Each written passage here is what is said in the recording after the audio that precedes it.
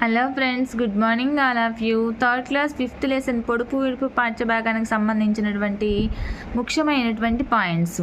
వసారాలో కూర్చొని చందమామ కథల పుస్తకాన్ని చదువుకుంటున్నది గిరి. కుర్చీలో కూర్చొని దినపత్రిక చదువుతున్నది మామయ్య. ఎప్పుడూ కథలేనా, ఇంకేమైనా చెప్పు అని సీత సూరితో అన్నది. నుయ్యి మాత్రం పెరగదా ఏంటి అని సూర్య అన్నాడు.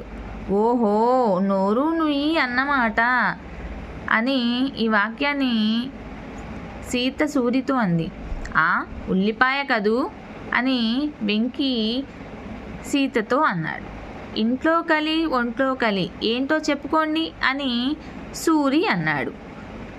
ఇవి ఈ పాఠ్యభాగంలో ఉన్నటువంటి ముఖ్యమైనటువంటి పాఠ్యాంశాలు.